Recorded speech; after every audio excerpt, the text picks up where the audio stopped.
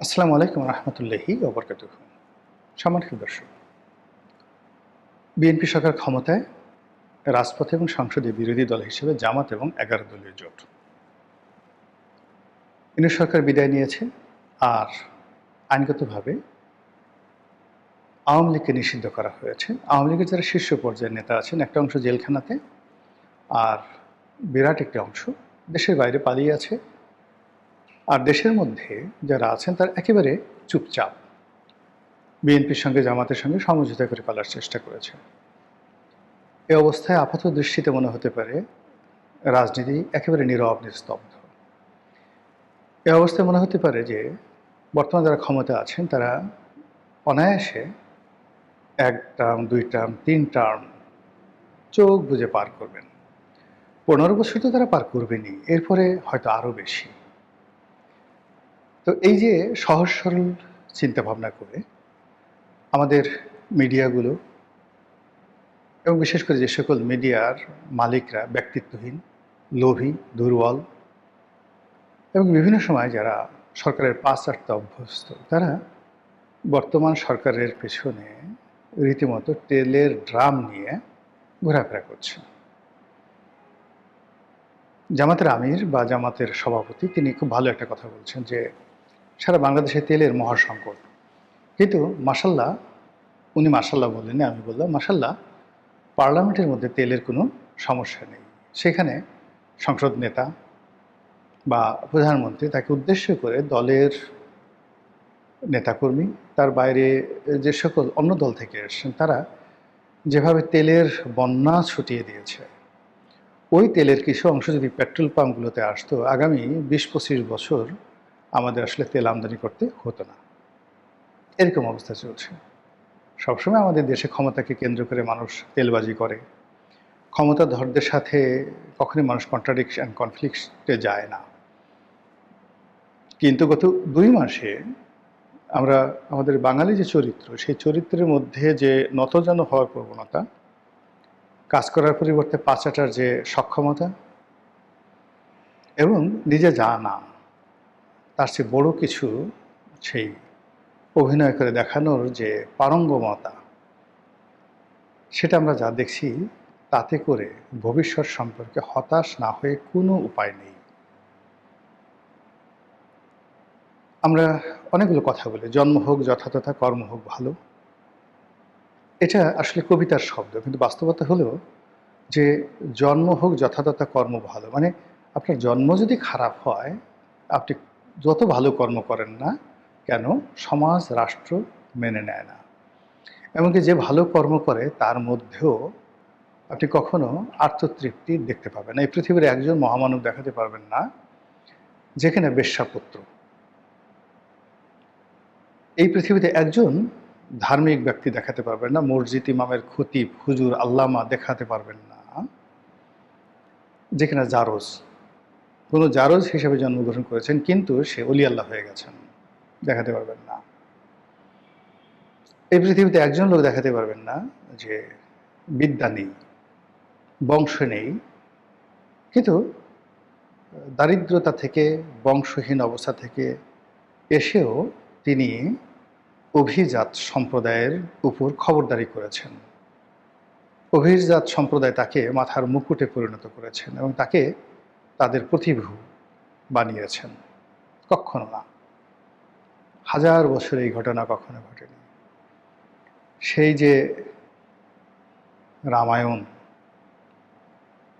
সেখানে রামের বংশধর, সেই যে মহাভারত, সেখানে পাণ্ডব এবং কৌরব, সেই যে ইতিহাস, সেই ইতিহাসে আর্য এবং অনার্য, সেই যে ইতিহাস আরব, অনারব, সেই যে ইতিহাস মিশরে, কিপ্তি এবং বনী ইসরাইল, সেই যে ইতিহাস আরবে কুরাইশ এবং অকুরাইশ, সেই যে ইতিহাস যেখানে বনু হাশেম, বনু উমাইয়া, সেই যে ইতিহাস পাকিস্তানে, পাকিস্তানি বনাম বাংলাদেশি, বাংলাদেশি বনাম শেখ পরিবার, শেখ পরিবার বনাম জিয়া পরিবার।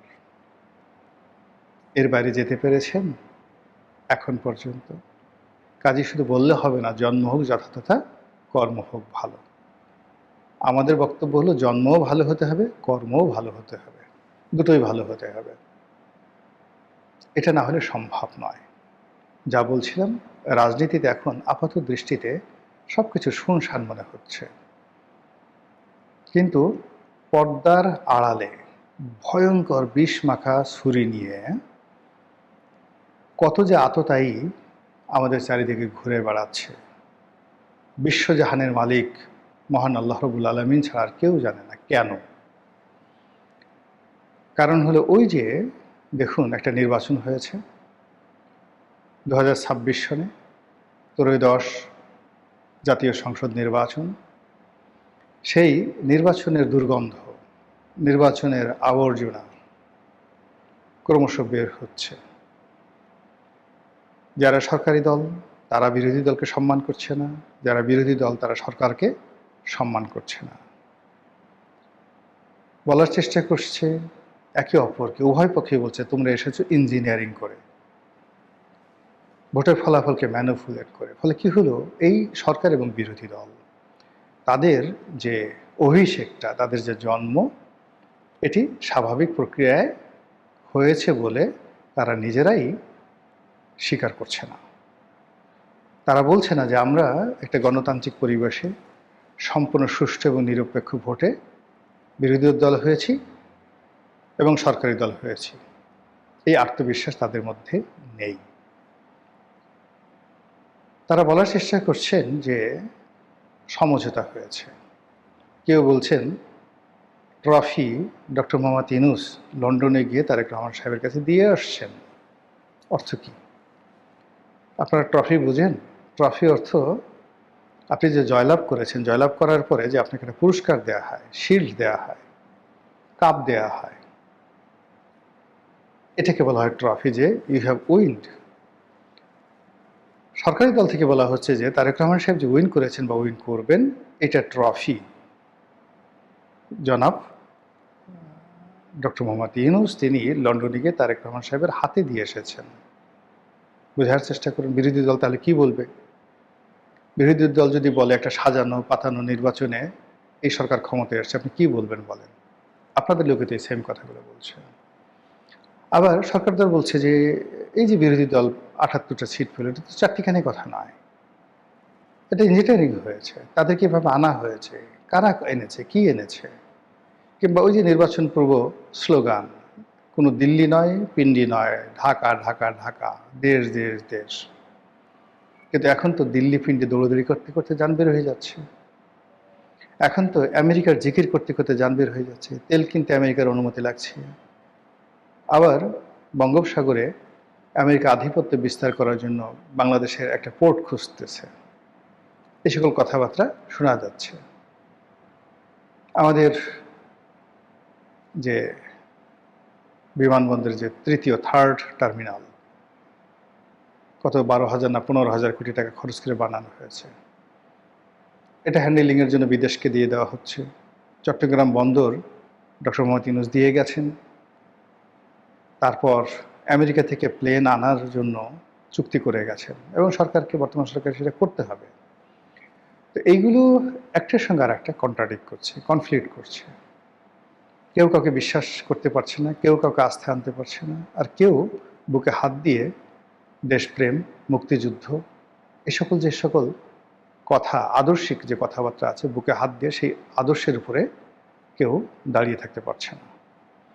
ফলে আমরা রাজনীতির ময়দানে এমন কিছু শুনছি যেগুলো শোনা উচিত নয়, এমন কিছু আশঙ্কা করছি যেগুলো আমাদের আশঙ্কা করা উচিত নয়, বা এমন ভয় আমাদেরকে তাড়া করছে যেটি আমাদের জীবন জীবিকার পথকে রীতিমতো স্তব্ধ করে দিচ্ছে। তো সেই দিক থেকে যেটি বলা যায় সেটা হলো, যখন এরকম একটা ঘোলাটে পরিস্থিতি থাকে, তখনই তৃতীয় পক্ষ, চতুর্থ পক্ষ, পঞ্চম বাহিনী, আমরা যে সকল কথাবার্তা বলি, সে সকল শক্তি, অপশক্তি তারা ওত পেতে থাকে, ক্ষমতার খুব কাছাকাছি তারা থাকে, বোঝা যায় না।